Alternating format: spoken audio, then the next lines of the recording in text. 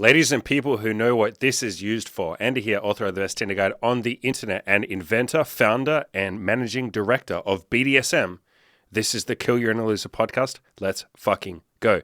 One of the guys on my forums is a little bit of a BDSM connoisseur himself, and quite a few people have been asking him a bunch of questions about BDSM, how to get started, and all that sort of stuff. And so I thought, being the wonderful, stealing, thieving little piece of shit that I am, that I would steal some of those questions and answer them myself, even though nobody asked me, they asked this other guy. Let's fucking do it. So again, these questions were not asked to me, but I am going to answer them anyway with my own answers, obviously. So how did I get involved in BDSM? I have talked about this story quite a bit. I had no inkling towards BDSM or kinky sex or anything like that in general. In fact, I thought that it was abuse of women. I had all these goofy notions in my head of women don't like rough sex. Women are beautiful petals that like to be looked after and put on a pedestal, and they don't like kinky sex and they don't really like sex in general. I used to call myself a feminist. I've told this story many times. And I chanced upon this article by, I think it was it was either Bold and Determined, or it might have been Danger and Play. Two websites which don't exist anymore. It was one of those two websites. I think it was Danger and Play. And there was this article on there about how women love being choked during sex. And I don't know how I found this article. In fact, I think I would have found it through Good Looking Loser, which was another website that I really love. And I read this article with my eyes open, and my beautiful little fucking innocent brain, my innocent little heart, could barely even take it. Because I was like, this is abuse. This guy's literally advocating for choking a woman. That's abuse. This guy should be in jail. He's a piece of shit. And he's saying that women like it. That's fucked up. That's not true. I don't believe it. And I read the article in horror, closed the window, didn't go back. Well, I did go back a couple of weeks later, because my little brain was turning, and I was like, fuck this guy, this can't be true. So I went back, and he had another article about choking, how to make sure you don't hurt her. It's not meant to hurt, it's meant to be a pleasurable thing. Squeeze on the side, don't squeeze at the front, all that kind of basic stuff. And reading through it again, and then he had another article that was about pulling a girl's hair, again, during sex, and in a way that feels good for her, not just yanking her hair. And I read these articles, and again, I was reading them in horror, and I was like, this is evil. This is misogyny. This guy should be in jail. I was so cute back then. And this is only 5 or 6 years ago. It's about 6 years ago, I think, maybe 7. Anyway, so I was 28 or 27 or whatever. I was in a relationship at the time. And I remember reading this and thinking, there's no fucking way that a woman would be into this shit. But I couldn't stop reading. There was something about it, and the fact that he was saying all the women that he'd done it with had loved it and moaned, and they love rough, kinky sex, and I couldn't look away. And he had another article about spanking and something else. I can't remember what it was. Maybe it was just spanking. And I remember reading that and going well, maybe I could spank. I know that spanking is a thing. It still seems like a woman, in my brain, I was it still seems like a woman wouldn't be into it. But I know that in movies and shit, people talk about spanking, and, hip hop artists love to spank them hoes and, all that kind of fucking shit. I was so adorable and naive back then. And so I thought, you know what, I'll give it a go.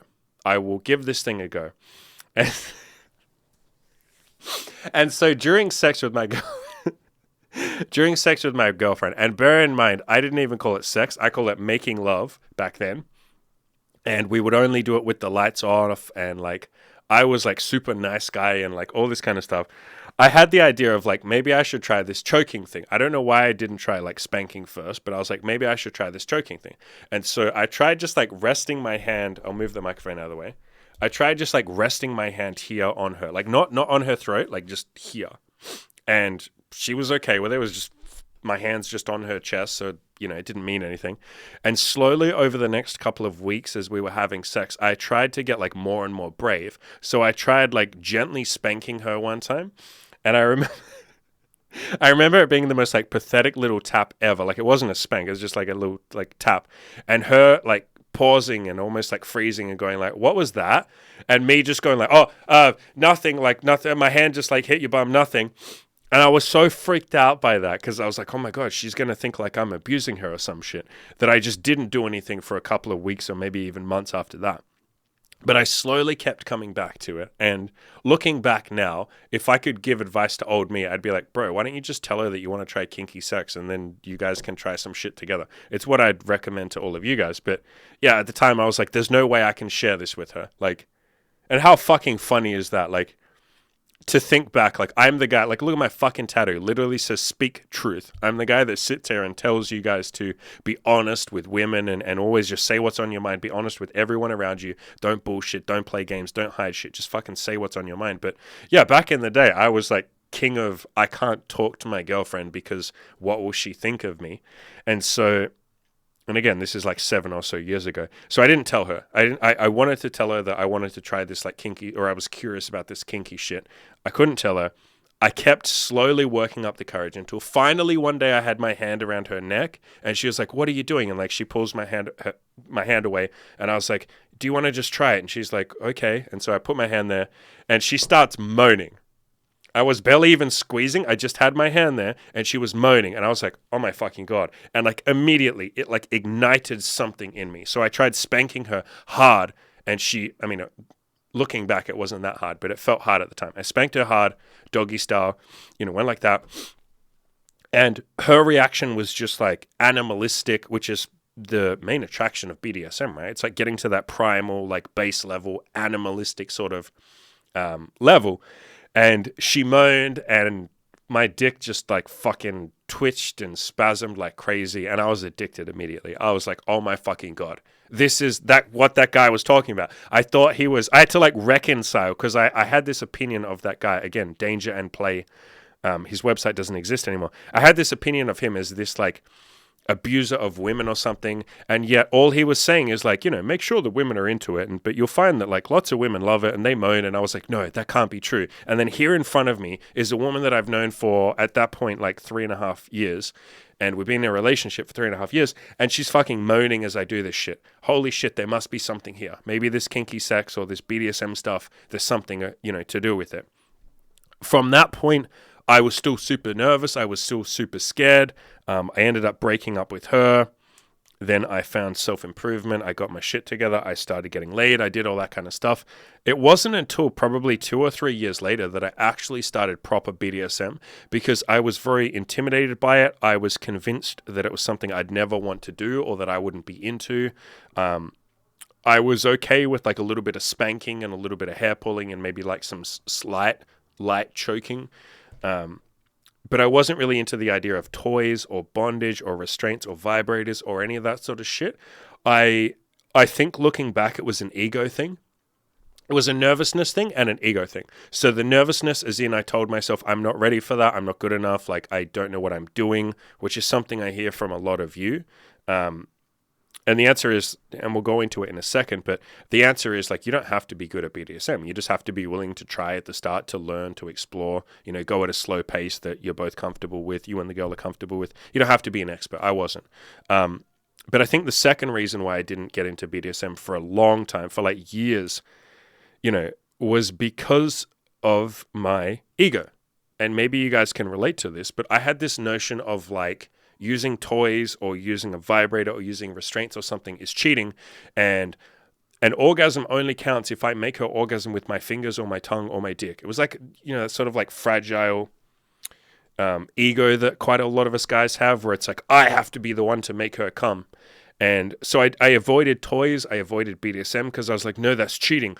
It's almost like I was insecure. Well, I was very insecure, but it's almost like I was intimidated by the toys. And I was like, no, the toys could do a better job than me.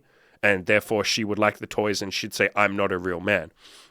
Which a lot of you guys have had that fear and you've told me that fear. But looking back, that seems hilarious that was my like now in hindsight, it seems hilarious because if you use a toy or you tie a woman up or you blindfold her or you put a vibrator on her pussy and make her come, you get all the credit for that. She's going to tell you that like, oh my God, you're an amazing lover. You made me feel amazing. Tonight was amazing. Like that was the best sex of my life. She doesn't go like, oh, you used a toy. That's cheating. Actually, let me look up the rules. Let me get to the right page. So here, Page 43, section 7, column 2, you can see that it says that using a toy is a cheat. See there, it says that using toys is cheating, and so you've actually committed a violation, so I'm actually not going to see you again, and you're a beta male, and I'm going to go and tell everyone you're a beta male, so, thank you, but no thank you. Like, no. Why the fuck would that ever happen? She'll just tell you, like, you blew my fucking mind. You made me feel amazing. That was the best sex of my life. No guy has ever given a shit about my pleasure as much as you have. Thank you. That's what you get. So I understand why some of you can be intimidated by BDSM and all the lingo and all of the words and all of that, but it's not really that intimidating. I think a better way of looking at it is it's more just like you don't have to learn BDSM. You don't have to become a BDSM god. You don't have to become a dom or become a confident, masculine, fucking alpha male. No.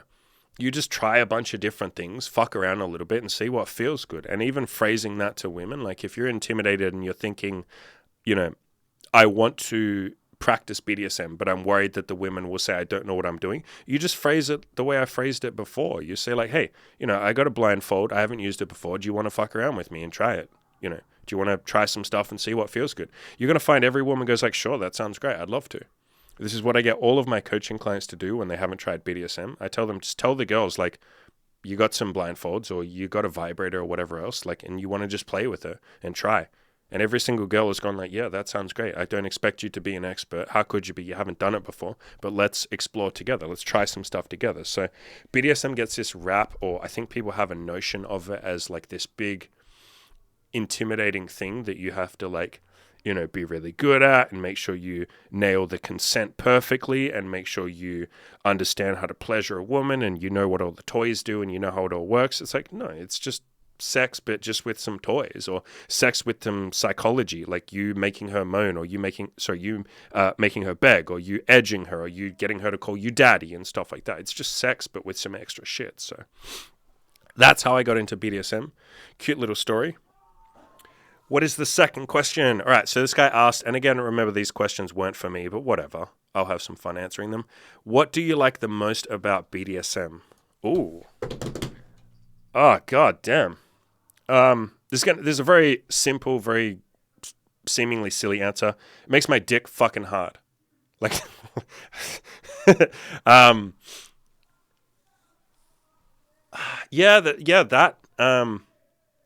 I think I also really like and this will vary depending on the type of people involved and the type of person you are, but my dynamic, I'm usually dominant. Every now and then I will switch and I will be submissive with my girlfriend. Like I have taught her how to be dominant. So I guess that's still me being dominant because I still have to tell her what to do when she dominates me. So it's still me dominating, but like I, for the most part, am dominant. And for the most part, the type of dynamic that I like is where I am the patient, almost like what's called a daddy dom. I am very like a paternal figure. I am very patient. I am very caring. I am very almost loving, I guess, is what most women would say when they describe me in terms of like BDSM. I can be very rough. But it's always done in like a nurturing way from my point of view. I'm not someone that's like a sadomasochist as in like pain. I don't really like pain. I don't really like to give out pain. I don't really like to give out punishment unless it's like she's being like bratty. And if you don't know what that means, it's where a girl essentially is a little bit cheeky or tries to like go against your rules in the bedroom. Like maybe you tell her to do something and she, with a big smile on her face, is like, no, because she wants you to punish her. So I love that kind of dynamic where it's like bratty, like she's being naughty and intentionally rather than disobedient. So for me personally, my dynamic is very much like a mentorship one. There's a reason that I'm a coach, guys. There's a reason that I have built my website and my reputation with helping people because I just like mentorship. And so I am very much like that with women in the bedroom. I will mentor them. I pretty much only exclusively date and sleep with women that are less experienced than me so that I can teach them, so that I can introduce them to BDSM, so I can help them grow as a person. I like to do that outside the bedroom as well, mentor them in business, get them to lose weight, whatever goals that they have. It doesn't just count as in the bedroom. So what was the original question? What do I like most about BDSM? Yeah. So I like the mentorship aspect, honestly. And bearing in mind that that will be different for every single guy. And so if I can give you anything, if you're thinking about getting into BDSM or you're curious, you don't, there are so many, it's such a big, wide, varied thing. There are so many different dynamics to BDSM or to sex in general. It's about exploring and seeing what you like. So I guess I could say I like that too. I like the fact that BDSM can be a million different things for a million different people, and everybody will tell you their version of BDSM or what they like or the dynamics that they like and all that kind of stuff. But at the end of the day, it's you just like fucking around and trying a bunch of different things. One thing I have worked with a lot of clients on or helped them embrace and explore. A lot of guys have a very strong kink towards being submissive. Like they want to be submissive and they want to find a dominant or like a mistress woman to, fucking go crazy on them and be super kinky and be super filthy with them. And a lot of the time, or sometimes they feel almost like guilty about that and ashamed because they're like, aren't I doing BDSM wrong? Like, shouldn't I be the dominant one? Aren't I the male?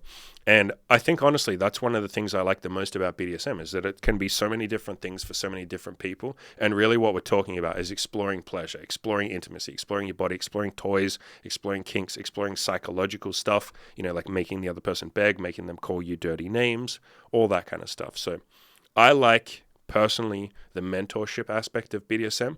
I like being a patient, kind teacher in the same way that I hope I am with these videos and with my coaching clients. The vibe that I give you guys, or the vibe that comes across in these videos, is a pretty similar vibe to what I'm like in the bedroom. So yeah, that's what I like. And for what you guys might like, just try a bunch of different things and see what you like. You might like being submissive. You might like being dominant. You might like switching it up and being one or the other sometimes. You might like being a little bit more rough and aggressive. Just make sure you don't genuinely hurt someone, obviously.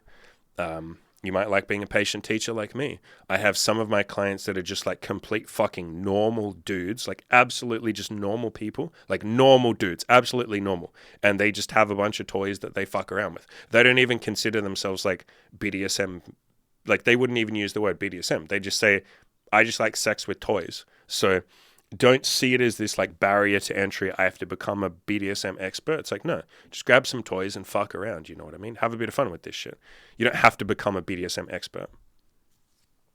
So number 3, what are you screening for in women and why? So me personally, I screen for a lot of things at this point, but definitely less experienced women because, like I said, I enjoy the mentorship aspect and teaching them BDSM and helping them explore their bodies and teaching them about the world, mentoring them with their goals and stuff like that. I'm not against more experienced women. It's just that I seem to gravitate towards less experienced women who want to be taught. Women who want a daddy, so to speak. So that's what I usually screen for. On top of that, I also screen for they have to be bisexual. They have to be into threesomes with my girlfriend. If you don't know, I'm in an open relationship with my girlfriend Imogen. We see girls together. We sleep with and date women together. So they obviously have to be into women. They obviously have to be into her. We both like girls that have goals and ambitions. So we would never even entertain the idea of even talking to someone or hanging out with someone that didn't have some sort of ambition or some sort of goals or even just something that they want. You know what I mean? They don't have to be the most high-flying, ambitious person of all time, but they can't just be like a complacent, like average person. They have to be like, no, I want a job, I want a career, I want to build something, I want something cool, I want a decent life. So that, obviously I screen for attractiveness, and really more than anything, I screen for excitement.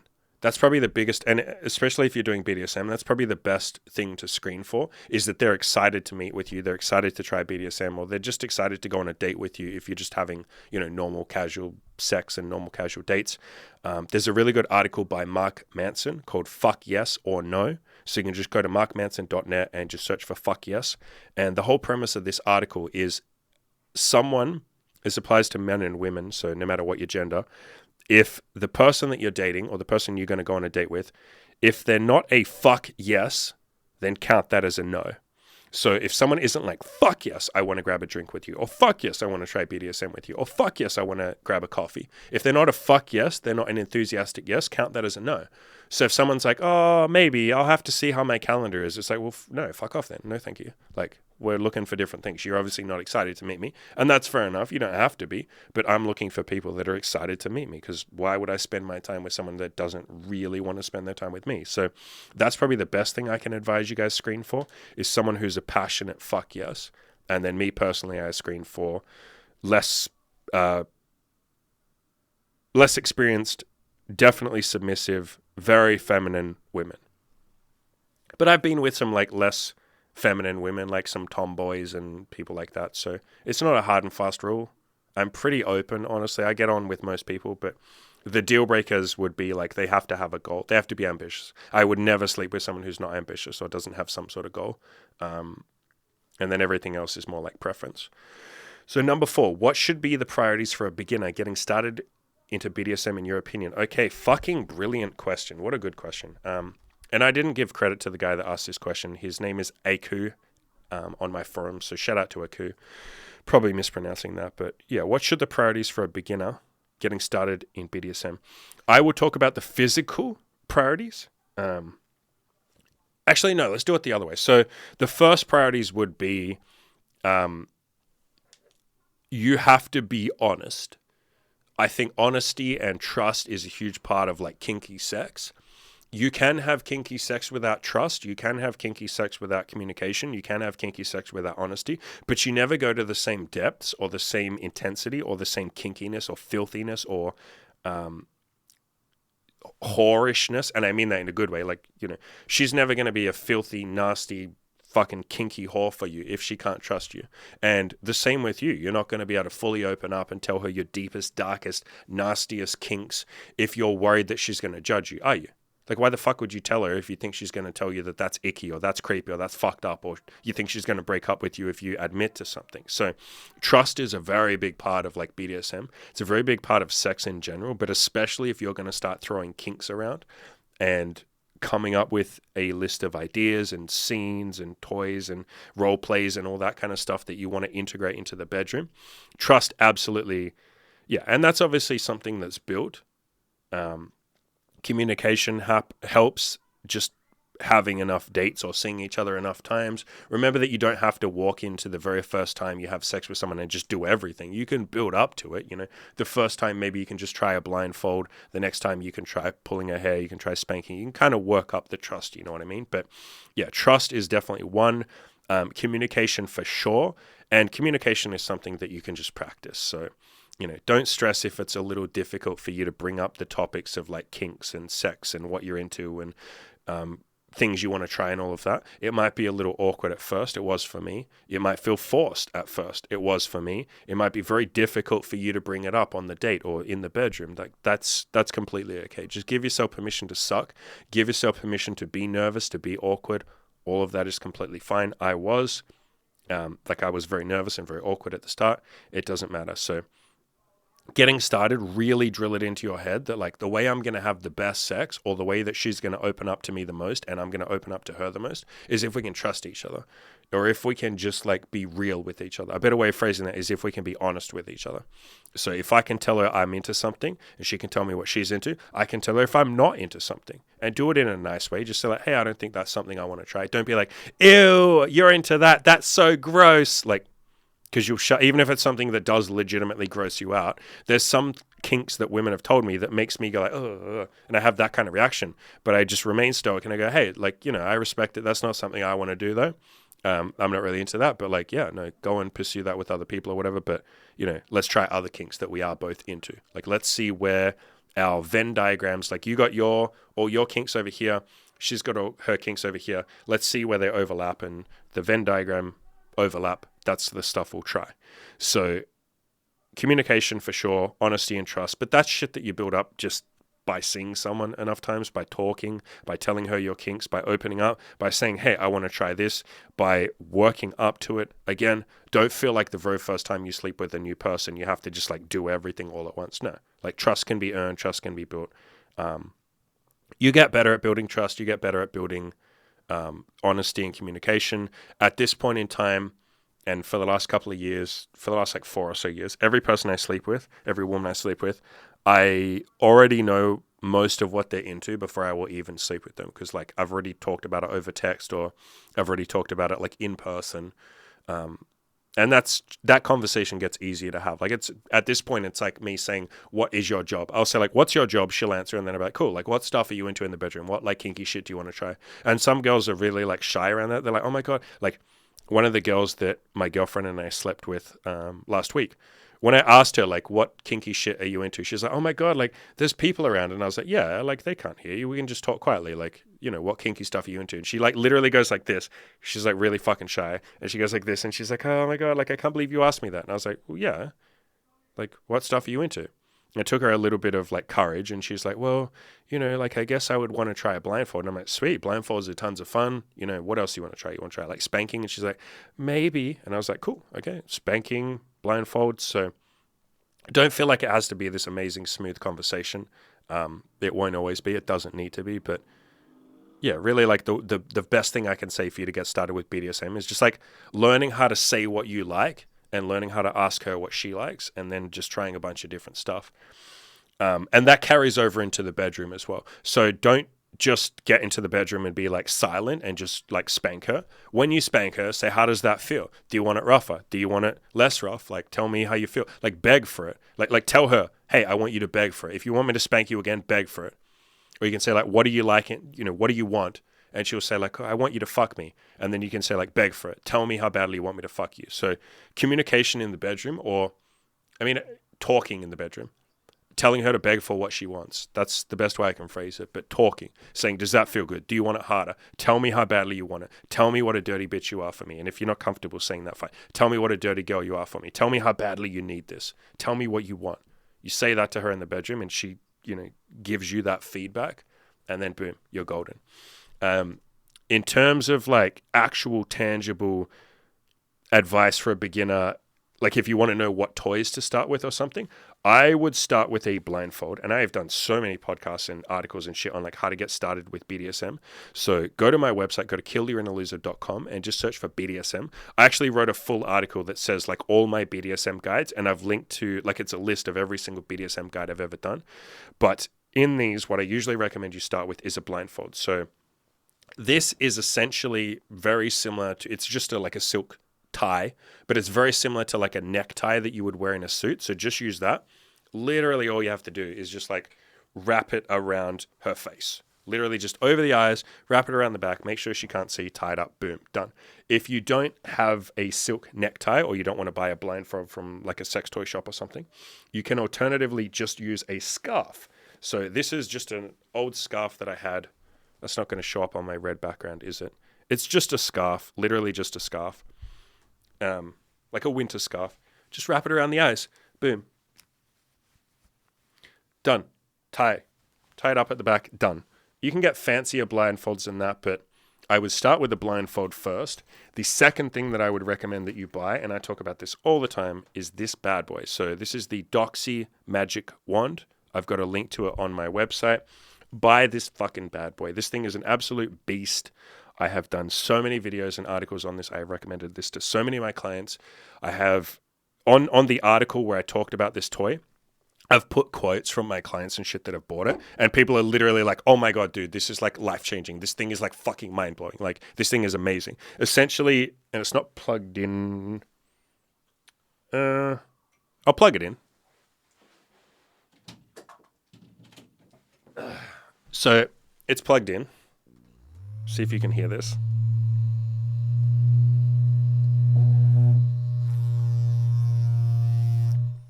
It's pretty fucking aggressive and really, really, really violent. And I mean that in a good way. And essentially you stick the big black end, this bit here. You just put that on or near her pussy, near her clit, and it does the rest. It's the most like no-brainer, easy way to make a girl orgasm. Takes no effort. You literally just hold it there, or you can give it to her and say, hey, I want you to make yourself come while I watch. And even girls that say like, I can't orgasm in front of someone else because I'm too self-conscious or I take too long, or, I've had plenty of girls that say it takes me like an hour to orgasm in front of someone. So, please don't be worried if I don't orgasm. I give them that toy. They come within like three to 5 minutes. Like, it's fucking insane. It's such an insane toy. So I would use that. And that might sound like, but dude, it's a vibrator. Like, what has this got to do with BDSM? The point is you blindfold her. Maybe you can hold her wrists or you can tie her wrists, and I'll give you a couple of ideas on how to do that in a second. But you just hold this on her pussy and you tell her when you're about to orgasm, when you're about to come, tell me. Like, tell me when you're getting close. And when she says, hey, I'm going to come, take it off. Like, take it off her pussy. And she's going to moan, she's going to beg, she's going to be like, no, please, no, I was so close. Wait about 20 seconds, put it back on there, turn it on again. And when she gets close again, take it off. Keep doing this. This is called edging. Do this 5 or 10 times. She would just be like an utterly dripping, wet mess. And then finally you let her orgasm, or don't if you don't want to. That's entirely up to you. You're the dom. But when you do let her orgasm, or if you do let her orgasm, oh my God, she'll say like, that was the hottest, best orgasm of my entire existence. I can't believe you just did that, especially if you do it with a blindfold as well. And yeah, there you go. That's the easiest cheat code for getting started with BDSM, is honestly just like edging and teasing a girl and making her beg and denying her orgasm. That's called orgasm denial. Denying her orgasm is probably the easiest way to get started with BDSM. Throw in a blindfold and you are fucking golden. If you want to get a little more complicated than that,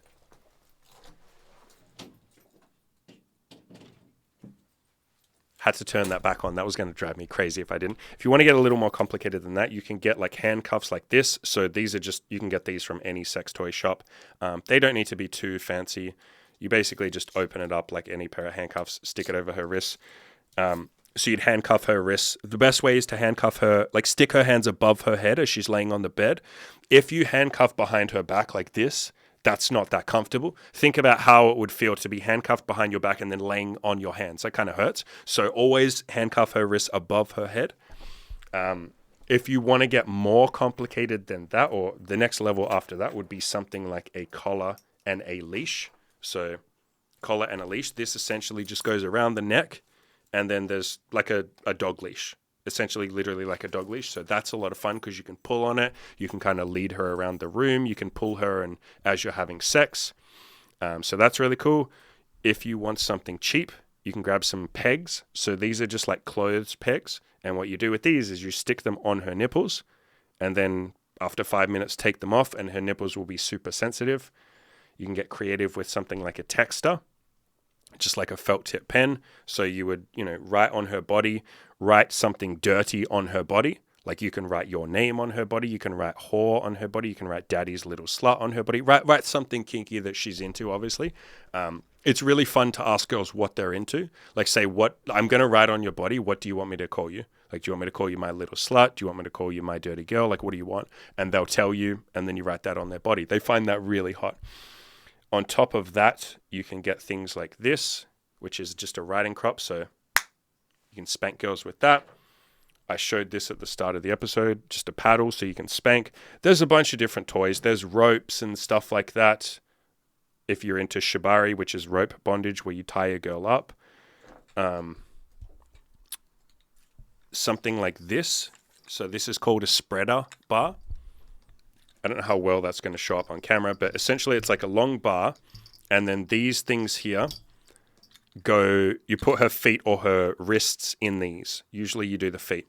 And then the point is the bar expands, so you can pull these things out and make the bar like even longer. And that literally spreads her legs out. So essentially her legs are spread open and she can't close her legs. So it's obviously great for sex because she literally has to keep her legs open. It's great for teasing.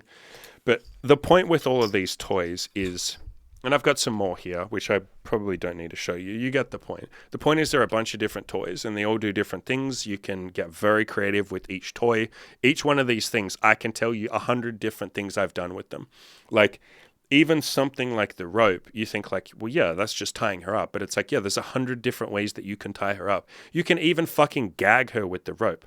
Think about it. If you just wrap the rope around her mouth, like around her head a few times, she's gagged. You can get creative. You could use this as a blindfold. If you just go around her eyes, it's not a very good blindfold, but it works in the moment. And so this isn't so much about, like, BDSM isn't so much about like a perfect technique. Obviously there are good techniques and all that kind of stuff, and you can get into that if you want to, but rather than thinking I have to be perfect with this, I have to have the perfect technique, I have to know what I'm doing, no, just buy some toys like some of the ones I've shown you here and just fuck around with them. Especially, like I said, start with a blindfold, because you can do that for free. All of you listening should have a scarf or a necktie or something that you can just blindfold someone with. And then grab this vibrator. I think it's like $150. Boom. Good. Fuck, if you don't even have $150 for a vibrator, which you should, but if you don't, just use a blindfold, pin her wrist, like grab her wrists and pin them above, like this, above her head, and hold onto them with one hand, and use your other hand to like finger her and tease her. And every time she gets close to coming, say, no, you don't get to come yet, and take your hand away. And she'll be begging. Boom, there you go, BDSM. So there is a lot of like gatekeeping with BDSM, and people say you have to be really good at it, you have to know what you're doing. You really don't.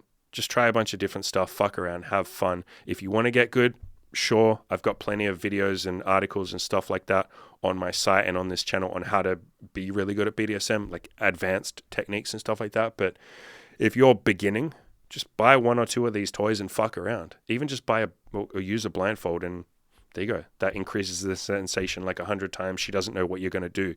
She's under your control, under your power. Boom, start with that. What are the most important qualities to have as a dom in your opinion? Okay, so this is going to obviously vary depending on the dominant and his style. So there isn't like one correct answer. If you're the kind of dom like that I am, where you're more like a patient, loving, kind daddy dom, like a paternal, caring, almost like a caregiver dom, like I am, then the qualities are patience. The qualities are like giving yourself and her permission to suck, not having expectations, not getting upset if she doesn't do what you want, like good communication skills, because you have to be able to explain things,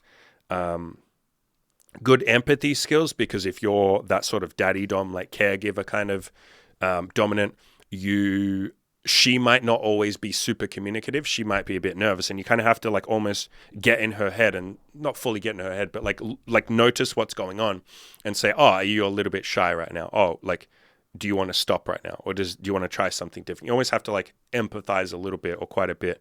So that's if you're my type of dom.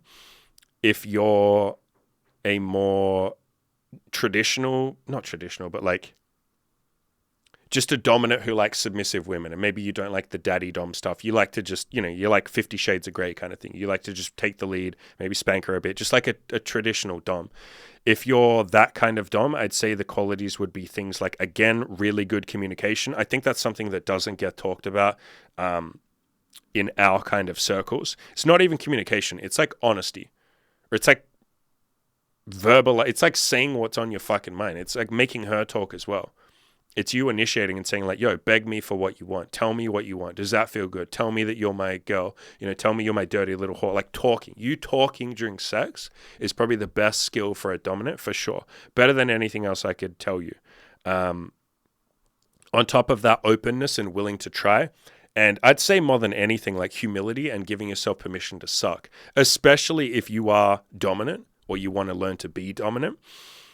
I think a lot of dominant people put this, or people who want to be dominant, put this pressure on themselves that like, if I'm the dominant, I have to always be dominant. I can never make a mistake. I can never not know what I'm doing. Or she'll think I'm, she'll like shit test me, and she'll think that I'm not a good dominant. It's like, bro, that just sounds insecure. How is being insecure being a good dom? Like, no. So ironically, like embracing the fact that you are going to fuck up, that you are going to make mistakes, that you're not going to know how everything works, that sometimes you'll be a bit clumsy in the bedroom. Sometimes you will not do a good job of something. Sometimes you won't know what you're doing. Like, ironically, embracing that makes you more confident, because you're not sitting there in your own head going like, what if I fuck up? What if she, sees through my lack of confidence and she thinks that I'm like, faking it or something. So humility and just sort of embracing this idea that at the start, you're probably not going to be very good at this. Like, why would you be? You haven't done it before. I was shit, but I fully embraced that. Hang on, my alarm is going off. Let me pause that. All right, we're back. So I, at the start, fully embraced the idea that or the concept, the knowledge that I wasn't going to be very good at this at the start. How could I be? I haven't done this before. Like, I'm going to suck. So I would say it's probably the best quality that I could suggest you embrace as a future dominant is the idea that you're probably not going to be, or you don't have to be in character, so to speak, all the time.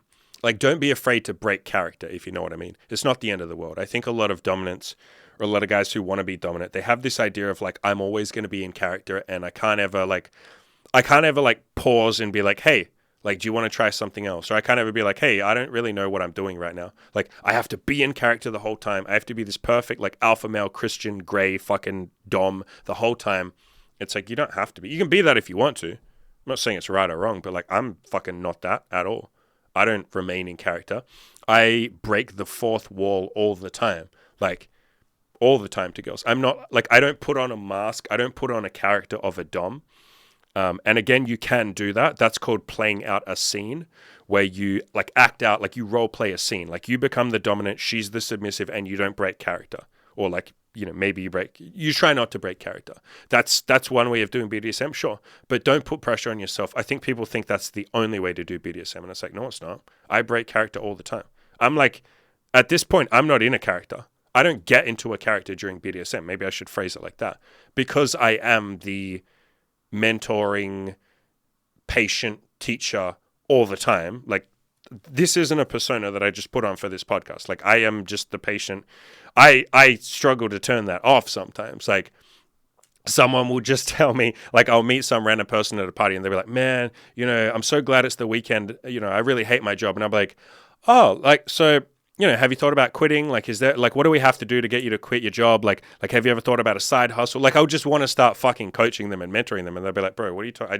Bro, can I just bitch about my job for half a second? And I'm like, oh, okay, you didn't actually want me to mentor you. So if anything, I struggle to break out of that. Like, that's just me. And so point that I'm getting to is I don't put on a persona when I go into the bedroom. I'm just Andy having sex, and I happen to be doing BDSM.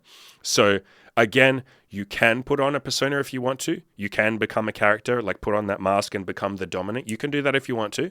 Like, do whatever you want, but don't feel like you have to. Don't feel like that's the only way to do it. I don't put on any character, neither does Imogen, my girlfriend. We just have sex. Like, it's just, we just do that. So, number 6, what's the biggest mindset shift you had throughout your journey? Probably what I just said to you, that I don't have to be perfect fucking dom in character, never let her see me fail, like, or she'll think I'm a beta male and she'll run away. Like, that was probably the biggest shift when I was like, oh, I can just be Andy. And if I'm not good at BDSM, or if I make a mistake, like, she doesn't care. Like, she's not perfect. She's not a perfect submissive either. Like, she'll make mistakes. And so that was a big mindset shift. Another one was probably, you know, like the story I told at the start of this podcast, going from this idea that like women would never like rough sex or would never like kinky sex, like women just aren't like that, and realizing like, oh wait, no dude, like plenty of women like kinky sex, are you serious? Like, and not every woman does, but like, I don't know, 75% of them do, maybe 85, who knows? So some huge percentage of women do. That was a big mindset shift, to realize that like kinky sex is not just this weird like niche thing. It's like most people want to try kinky sex. Now, it doesn't mean they all will. Some people are too shy or nervous, or they have trust issues, and, you know, fair enough. But the majority of people want to try kinky sex. The majority of women want to try kinky sex, and that was a huge mindset shift. What is your favorite top 3 go-to bondage positions? Okay, so I'm assuming this guy's talking about like with ropes, like with rope bondage, you know, like this rope, like shibari. But funnily enough, I don't really use rope that much in the bedroom. I've taken a couple of shibari courses. And if you guys want to learn shibari, as in rope bondage, like tying a woman up, just go to shibariclasses.com. That's what I recommend for most of my clients. That's where I learned. They have like a bunch of online classes. That's probably the easiest. But for the most part, I don't really tie women up. I like to use my hands. I'm a very like hands-on kind of guy. And I prefer to be using my hands at all the time. I just like the way that it feels to be touching a woman, to pin her down physically with my own strength. Your mileage may vary. You may like ropes, you may not, but fuck around and try. So in terms of like positions, I mean, I guess it still counts. He did say specifically bondage positions, though, didn't he? So, fine. If I am tying a woman up with ropes, I like hog tying, which is where you have her arms behind her back. Let me make it. So, arms behind back, and then legs also behind back, and then it's going to be hard for me to demonstrate this on camera, but legs and hands are like tied together. Like you would tie a hog if you were tying. Think about if you had a pig and you were like tying it to a stick so you could put it on a roast. You have the legs and like both sets of legs tied together. You're kind of doing that with a woman, but like behind herself. So I love that position. I love, I guess you would call it like spread eagled. So one thing you can do if you have two ropes, you can get one rope, tie one end to one wrist, and then lead it, like put it underneath the bed, all the way underneath the bed, round to the other side, and then tie it to the other wrist. So if that makes sense, so she'll basically be like this. She'll basically have her arms like spread out, pulled like underneath the bed. So you pull it nice and tight, and then you do the same thing with the legs. So the legs are both like spread out really wide under the bed. So it's like under the bed restraint, tied around one ankle and the other. Pull it nice and tight. So then she's like basically like Jesus on the cross, but with the legs like spread open as well. I don't know what position that's called, but I just call it like spread eagled. I really love that because you have full access to everything. And then on top of that, I don't know. When I do shibari, I don't really actually tie the women up. So I do shibari more as like a decorative, like fun, exploration of their body, and I like the way that it looks. So I don't tie chicks up just to tie them up. When Imogen and I tie the girls up that we sleep with, we will tie the rope around their body in like a decorative pattern, if that makes sense. And if you go to my website, I have plenty of like BDSM pictures on my website. I'm not going to link to that because I can't on YouTube, but like I have done photography and we've done photos with girls, so you can see that it's more like artsy. I really like the way rope looks on a chick's body. I like the way that if you tie it really tight around their breasts, it makes their breasts like pop up. I like the way it looks around their body. I like the way it looks on their ass. So we will tie women up to make them look pretty rather than to actually restrain them.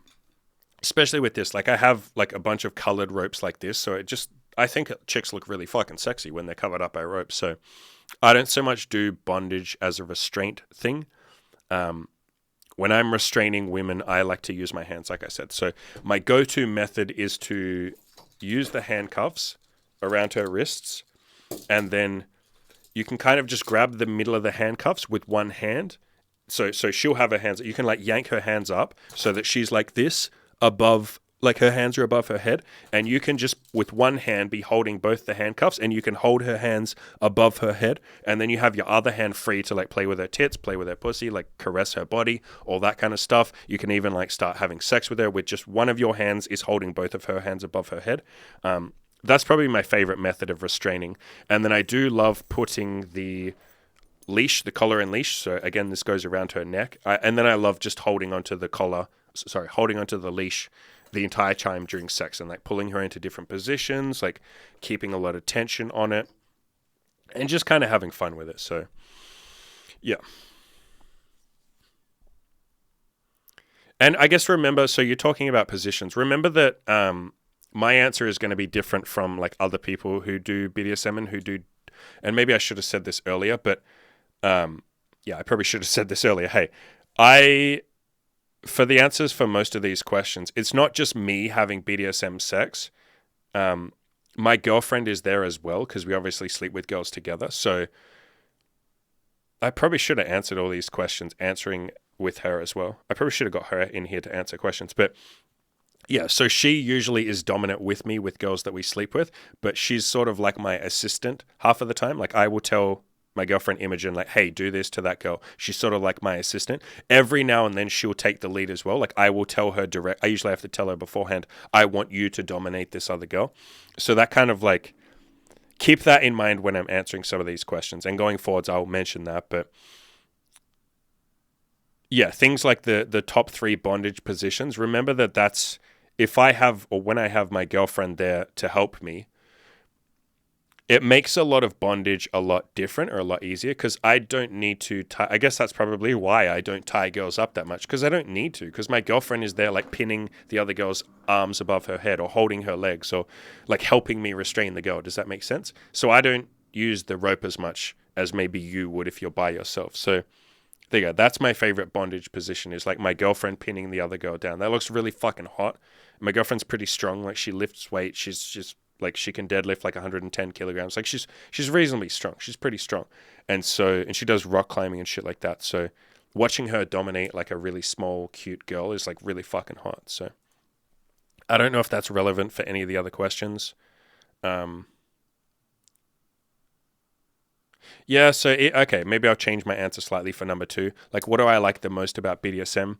All the answers I said before still stand, but I also like the fact that my girlfriend is a very, because she's female and she's very feminine and sweet, she is a very, like, gentle,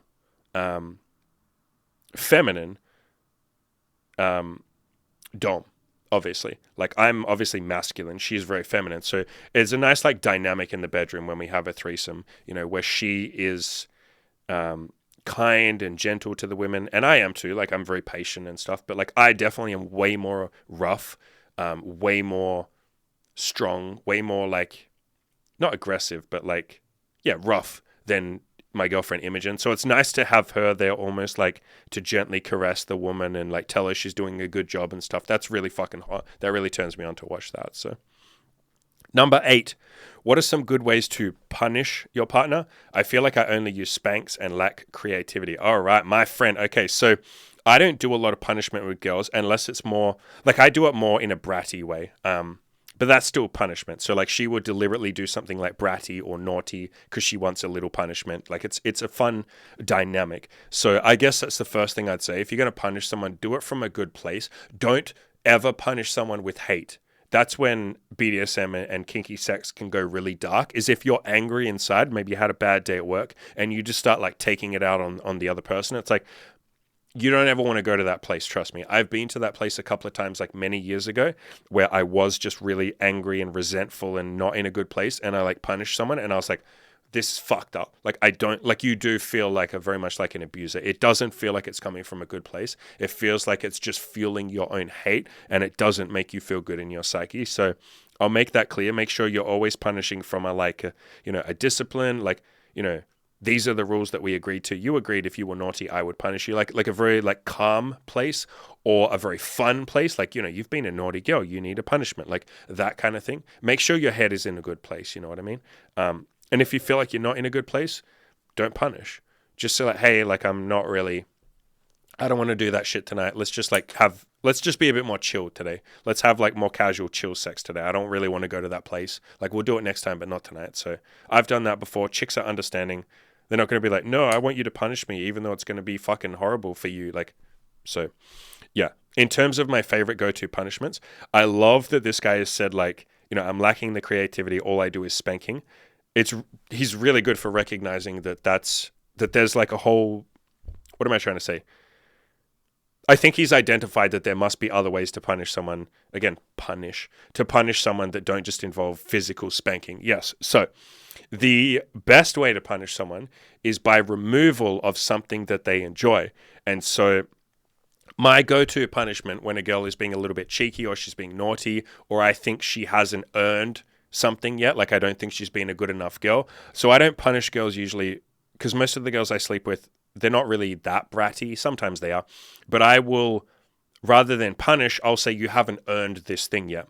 So you can kind of do the same thing here. If you feel like the girl's being a little bit naughty, or you want to punish her, rather than saying, oh, I'm just going to spank you, what you say is like, because that's not a punishment. For a lot of girls, they're like, I want that. Yeah, fuck yeah, spank me. It's like, come on, that's not a punishment. So here's the actual punishment. Ready?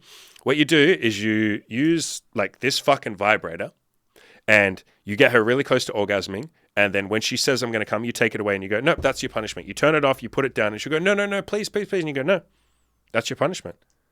Your punishment is you don't get to orgasm. You get really close, but I'm going to give you blue balls. You don't get to orgasm. Not unless you make up for your naughty behavior or your bad behavior. Like, or if you earn an orgasm, maybe I'll give it to you, but you got a lot of making up to do, young lady, because you've been very naughty. So denying an orgasm is a good one. Another one that most guys never think of, and this will be a huge fucking paradigm shift for you, and maybe I could have answered this as the question where was it? Number 6, what's the biggest mindset shift you had throughout your journey? I could have said this is the answer. At some point, I realized that my dick and my body and my sexuality is worth something, and women want it. And that might sound like, what are you talking about, man? Yeah, of course women want sex. Like, they like it. But it's like, no. When you fully understand and embrace that idea, that it's not just like, the stereotypical meme of like, men just want sex and, it's fucking disgusting. Men are all perverts and they're all horny. When you fully wrap your head around the idea that like women want sex, women are fucking horny. Women are nasty little sexy fucking whore sluts, but they're just too shy to say that. They're never going to admit that. Guys will just straight up say like, look at her tits, aren't they wonderful tits? Like, damn, I want to fuck that. Women don't do that because they're a little more shy, a little more scared of being called a slut. But they think the same. They don't like check guys out in the street and be like, oh my god, I want to fuck that. But they get horny. They get really fucking horny, really fucking filthy, really fucking nasty. And when I wrapped my head around that, suddenly I realized, oh shit, that means I have some, and I mean this in a good way, some power in the bedroom. And so you ask the question of how do I punish a woman, or how can I punish a girl when she's being a bit naughty? Taking away your own sexuality. So what I mean by that is, if she's a bit naughty, you go, right, you don't get sex tonight. And she'll go like, no, like I want sex. And you're like, you don't get sex then. No, you don't get my dick. I don't think you earn my dick tonight. I think you've been too naughty. I don't think you get sex tonight. And what you'll see there is it's not so much about the punishment. You've now set up a dynamic where she has to or she wants to earn and beg and please you. And it's this really nice, really fun dynamic. You both enjoy it. Again, make sure that this is something you both enjoy. Don't do this as a hateful punishment. You stupid bitch, you don't get my dick. I hope you suffer. It's not coming from that energy. But it turns into this nice, fun dynamic where she's like, man, I really want to please you. I want to earn your dick. Please, let me have sex. Please fuck me. Please let me have your dick. She might even try and grab your dick and you push her hand away. You say, no, you're being too naughty. You don't get my dick. I think I might even kick you out and, I might just jerk off. I might look at some porn and jerk off and just waste my cum and who cares? Yeah, but I don't know that you get sex. I might even go into the bathroom right now and jerk off and just come in the fucking toilet. Maybe I'll do that. And she'll be like, no, please, no, please. And you go, yeah, or maybe I'll even let you have my dick, but for 5 seconds. Maybe is 5 seconds enough? And she'll be like, no, please, longer. And you can even do that. I've done that a million times. It's one of my favorite things. Put your dick inside her, start fucking for 5 seconds, and then just stop and cuddle her or just kind of pull out, whatever you want to do. But just stop and say, I think that's enough now. And she'll go like, no, please, more. And you're like, no, I don't think you've been good enough for more. I think you've been pretty naughty tonight. I think you've been pretty poorly behaved. I don't know that you get more than this. I think this is all you deserve. In fact, I think I've been pretty generous even letting you have my dick at all. I think you've been very bad. And I don't know that you get more than 5 seconds. Maybe I'll be generous and give you 2 more seconds. And then you fuck her for 2 seconds. You go, there you go. That was me being generous. I think we're done now. And what you find is you get this really fucking fun dynamic where, like I said, she's begging you, she's pleading, no, please, more. So that's probably my favorite way to punish a girl is by denying or playing with the psychology side of things. Because again, most guys have never even considered the idea that a woman might want their dick and that by withholding it or by and doing it in a fun way, this is meant to be fun, remember? Withholding it in a fun way that she might actually fucking beg for you. How many of you listening, God, leave a comment below and tell me, have you ever made a girl earn your dick? Have you ever just said no, I don't think you get my dick tonight. No, I don't think I'm ready tonight. I don't think you've been good enough tonight. No, none of you have ever fucking done that. So I shouldn't put words in your mouth. Leave a comment if you have ever done that or if you haven't. But that's probably the easiest or the most fun way to discipline a woman. Is to make her earn that D, to make her beg for it.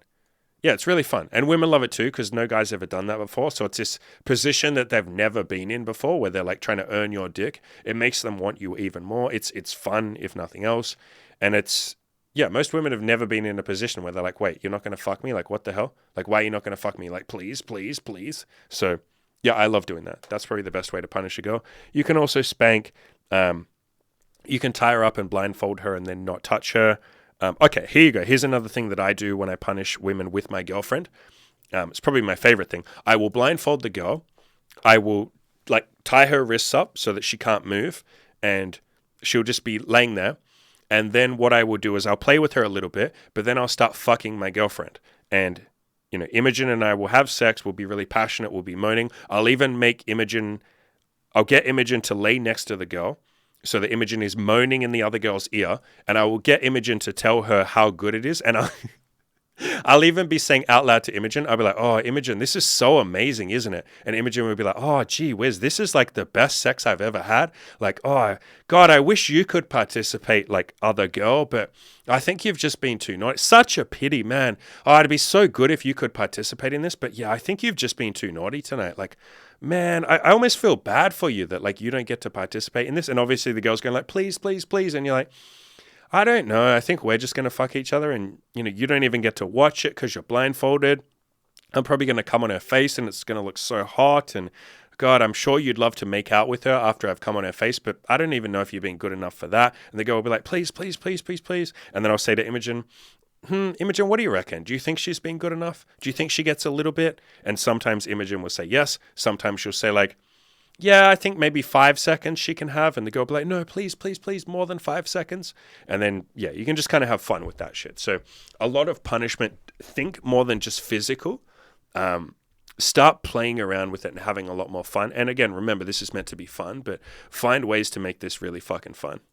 That's the whole point of BDSM, right? It's meant to be fun. Number 9, if you're traveling and had to choose a minimalist kit of essential BDSM stuff with you, what would you bring? Well, I mean, I already kind of semi-answered this question before, didn't I? So I'd bring this magic wand. Honestly, I'd bring this and nothing else. Yeah, I think I'd probably just bring this and nothing else. Because anything else, like blindfolds, you can just use a silk necktie or a scarf or something like that.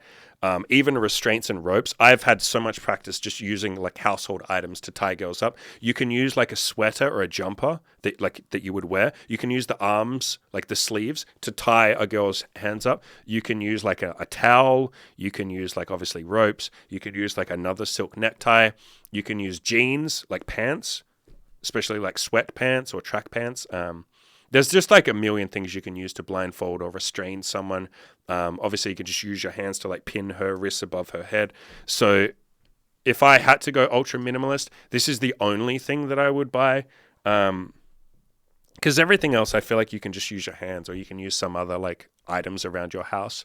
I didn't say this before, but if you, instead of using a blindfold, you can blindfold with your hands. Guys, don't forget you can blindfold with your hands. You can literally just go like that over a girl's, and it's actually easier if you go upside down. I'm not going to be able to do that from here, am I? Yeah, so like this. This is the easiest way to blindfold a girl. So put your hand upside down, put your thumb down this side of her nose, your index finger down this side of her nose, and then just like grip quite hard. And then you can't see anything. And that's probably the easiest way. You can do it this way as well, but it's like harder to get a grip because your hand is like, it doesn't grip. So do it upside down, like I said, and then you can like squeeze on the side of the face. See how I'm squeezing like quite aggressively? You can even like dig your fingers into the side of the cheeks. Like you can get really like quite aggressive. Probably got marks on my face now. So yeah, fuck. I've blindfolded so many girls just with my hand, and they love that. Oh my God, they go fucking crazy for that when you do that. Especially if you do that right before. I like to do that right before I come on a girl's face. I will like stick my hand over there so she can't see, and then I'll just like come on her fucking face, and they just, oh my God, they like go crazy for that. So yeah, if I was going to go minimalist, I would just bring the vibrator, and then I would just use household items or clothing items for the rest of the stuff.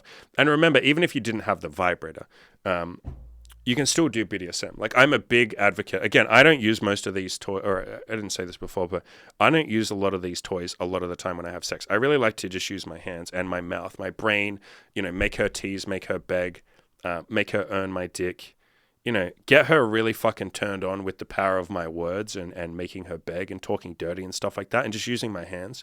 I think there's a big, like I said, big gatekeeping with BDSM, and people think you need all the toys and all the equipment and shit like that. It's like, dude, no, just use these and your fucking mouth, and that's all you need. You don't even have to use your mouth if you don't want to. Just use your hands. But yeah, if you gave me nothing, so I guess maybe that's a better answer. If I had to go ultra minimalist, I don't need anything. Like, what the fuck do I need? I got my hands. I got my mouth. Like, what do I need? I don't need anything to be a fucking dominant, right? You are a dominant. And if you're not there yet, you practice and you fuck around and you try some things. But yeah, if I have to bring something, the vibrator, and I will just go to my website and search for Magic Wand Vibrator. I tell you exactly which one I have, where to buy it, and all that kind of stuff. But if I couldn't take that, I don't need anything. And you don't need anything either. But start with the blindfold if you want one thing. Blindfold and the vibrator. And then number 10, can you share one of your wild sex stories? So again, he was asking this of another guy on the forums. He wasn't asking me these questions. I'm just answering them myself. But I've shared a ton of my sex stories, haven't I? So if you haven't read them or watched them, I share some of them on this YouTube channel. But go to my website, killyourinnerloser.com. Search for, or at the top it says like proof. There's an article called Proof. And I just have like 100 and something sex stories and stuff on there. Some of them with pictures, some of them with videos we've shot with women. All consensual, obviously. But yeah, every now and then we'll get a girl on the podcast as well. We've done that a couple of times. And they'll tell their story of like what sex is like with us and stuff like that. That's something I probably want to do a lot more of. I don't push that. Like, I forget to ask. This is going to sound lazy, but I just forget to ask. Like, we're seeing a couple of girls right now, and I just like, I don't know. I just like forget to ask them, and then I forget that. So if you guys are interested in that, leave a comment below. I don't know if that's stuff. It seems to do well enough, but I don't know if that's something you guys want me to push more. Like, I can ask all the girls that I sleep with, and most of them will come on the podcast. And if they don't, that's fine. But yeah, I just like forget to ask. I get lazy, I guess. So if that's something you guys are into, but yeah, there's plenty of like BDSM stories. If you want an actual answer to the question, like what's my wildest BDSM story? Honestly, the first time with Imogen was pretty wild. The foursome that we had was pretty hot. That was pretty good. There was a fair chunk of BDSM. Like I have two of these collars and these leashes. I have two of them. And so we put one on each girl, and I was kind of like pulling both of the girls at the same time. And then Imogen was helping me. So there were three girls. There was me and three girls. Imogen was more like my assistant, I guess. Because logistics when you're having a foursome, like when you're having sex with three women, it's like, it's really hot. Like, don't get me wrong, it's really hot. But like, you only have a set number of hands, you know what I mean? And if you're the dominant guy, you're kind of you're like taking the lead with three separate people and yourself. It's like a lot to think about. You kind of, so yeah, that was still fun. Maybe not the wildest BDSM experience. I mean, some of you guys would say that's wild. It's like, oh, bro, it's like a foursome with BDSM. But like, maybe that wasn't the wildest. Yeah, I think honestly the wildest was probably the first time I had sex with Imogen, honestly. That's not the reason that she's still here. There's a lot of other reasons, but like that certainly helped. Yeah, that was pretty fucking wild. So I guess I won't say everything we did, but it was pretty fucking kinky. It was pretty kinky. Maybe I'll wait till she's here and then we can tell the full story. I'll tell bits and pieces that I know she'll be comfortable with. Basically, like, she made it really clear that she'd always wanted to try BDSM, and she was only 18 at the time. She was super inexperienced. She'd only had sex with like 5 people or something, like, or she'd only had sex like 5 times or something, like, and she really wanted to try BDSM, but she was like really terrified and really scared. And I said, like, you know, we'll try a bunch of different stuff. And because she was really nervous and scared, I went into it thinking like, oh, I'll be gentle with her, I'll be patient, but like, she gave off vibes of like, I want you to just be like really kinky with me and like really filthy. And so without going into too much detail, because I'd rather her be here if we're going to tell that story, I think it's better with like, if both people are there when you tell that story. But like, let's just say it was like fucking filthy. It was like insane. It was really rough, really filthy, really kinky. Like, I'm talking like just not safe for work. I'm not going to say it on the YouTube. Maybe I won't say it on YouTube as well. Maybe I'll write an article about what we did. But like, it was pretty fucking intense. It was pretty fucking intense. It was really, really, really intense. And afterwards I was like, Jesus fucking Christ. Like, and that was one of those ones where sometimes you have a really intense BDSM session, and then once it's all over, you have to just like cuddle the person, because you're basically like, you're basically showing them that everything is okay afterwards, because it was like so fucking filthy that you're like, are you okay, essentially? And I mean that in a good way. And that concept, or that time afterwards where you're cuddling after a BDSM session, that's called aftercare. Maybe I should have said that as well. Aftercare is really important. I can't believe I didn't say that, actually. One of your questions earlier, which was like, what should be the priorities for a beginner getting started in BDSM.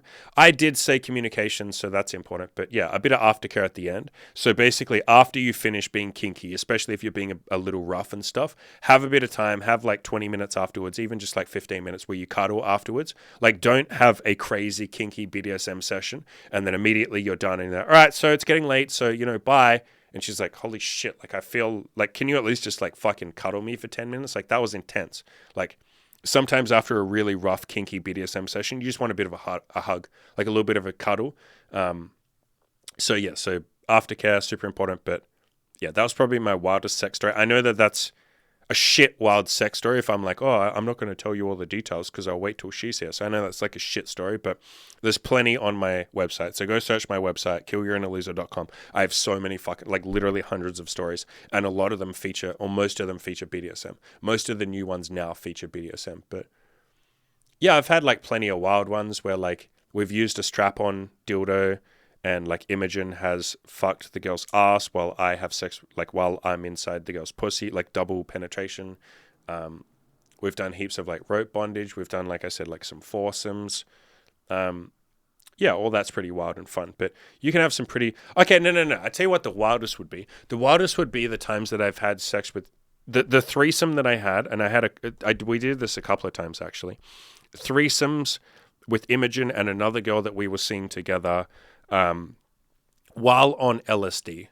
And there was a little bit of BDSM. It wasn't super BDSM, but that was pretty fucking wild. Like, and I'm not necessarily recommending you guys go and do that, but Jesus Christ, sex on LSD is already insane, like a spiritual, oh my God, like just an out there experience, let alone a threesome. Like that's just, there's almost like too much going on. It's almost like you think your brain and your heart and your dick are just going to explode because there's too much happening, like in a good way. So maybe that's the wildest experience. But again, go check my website. And I think that's all the questions. Yeah, so these were great questions. I hope these answers helped. I hope this will give you sort of permission to get started with BDSM and not feel like you have to be perfect at it, not feel like you have to be the expert, not feel like you have to stay in character as the dom as well. Like, it's perfectly okay for you to break character. It's perfectly okay for you to not even be a character, to just fuck around a little bit, try some toys, try some blindfolds. Like I said, the must buy, I would say, is the wand. Go to my website, just search for Magic Wand on my website. Short of that, or after that, grab a blindfold or just make one yourself, or just use your hand, like that over her face, and then just try some other toys. Have some fun. But don't feel like you have to be an expert at BDSM. I think a lot of you basically are sitting there waiting for permission to get started with BDSM. Just think of it like sex, but I'm just going to try some kinky stuff. Don't feel like you have to have all the toys. Don't feel like you have to know what you're doing. Just try some shit and see what you like. See what she's into as well. Obviously, it's a two-way street. Make sure she's having fun. Maybe I should have said that, or maybe I'd go back and revise my answer to the question before about what's important. Make sure she's having fun. I feel like that goes without saying for most of you, but I'll throw that in there. Make sure she's having fun. Make sure you're both having fun. Make sure you both enjoy what's going on. If either of you get to a point where you're not having fun with it, just take a pause. Say, hey, like, do you want to try something else? Do you want to chill for a little bit and cuddle? Do you want to drink a water and we can just like relax a little bit? Do you want to sit on the couch for a bit and chill? Like, what do we want to do? Don't feel this pressure, I guess, to do a perfect job the entire time. Because if at some point one of you isn't having fun, you're allowed to just like break the scene, break character, and just be like, hey, let's have a pause. Like, it's only my favorite saying that I say to women, and you guys can internalize this as well, is I say to women, it's only fun if you're having fun too. And at the end of the day, that's what this BDSM shit is. It's not you doing stuff to a woman. It's you doing stuff with a woman. And I think BDSM, a lot of people see it as like the dom is doing stuff to the submissive. It's like, no, idiot. The dom is doing stuff with the submissive. Like, the submissive is consenting. The submissive is letting you do stuff. Like, it's you both doing it together. You just happen to be initiating, but you're doing it together. You're doing the scene together. You're having sex together. It's not you doing stuff to her. So if you go into it with that mindset of like, it's you doing stuff to her, you're not going to have as much of a fun time, and she won't either. I'm not saying it can't be fun, but I think it's a better mindset to have, where it's like, me and her are doing some stuff and I just happen to be the one initiating, or I'm the dom and she's my good girl, she's my sub, but it's both of us having fun together rather than, I think some people can get into it they can go deep in this sort of almost sadistic mindset of like, I don't give a fuck if she has fun. My pleasure is all that matters. And it's not the healthiest mindset. I had that in the first couple of months. I had that in the early days. I did have a very like selfish mindset, and it doesn't satisfy you for very long. It doesn't feel like you're connecting with another human being. It just feels like you're using someone, and it's not as much fun. So go into it with the mindset of like, it's me and her on the same team. I just happen to be the dominant. She's the submissive, or like whatever the dynamic works out, and have fun with this stuff. Don't feel like you have to be perfect. If you feel like you want some more help with this, I have coaching. Right now I have a deal where if you sign up, you get 15 weeks instead of 12. So I'll leave some links in the description below to that. I'm super happy to help you with BDSM. Obviously, I've gotten a bunch of my clients into BDSM. You guys have watched the testimonials from Corky recently, Renee as well in the past, a couple of months ago, and a bunch of other clients. Another guy, Harry, just a bunch of guys. Some of my older clients as well, like Ed. I'm going to do a podcast with him, do an update. Some of you haven't heard from him in a year or two. He's going to join me and do a podcast in the next couple of weeks. Plenty of dudes that I've worked with that I've gotten them into BDSM. So if that's something you feel like you want a bit of help with, you want some like deeper help from me, you want to know how to screen for girls to find BDSM, remembering that I screen really hard for BDSM. I literally have a Tinder profile that has like BDSM pictures. Like I screen directly for BDSM. Literally me doing BDSM shit on my Tinder profile. So if you want help with that, hit me up for coaching. We'll go balls deep on that stuff. We'll have a lot of fun with it. But yeah, BDSM is this fun thing. Don't feel like you have to be perfect. It's just sex with a bit of kink thrown in. So yeah, don't put the pressure on yourself. As always, go out there and crush those goals.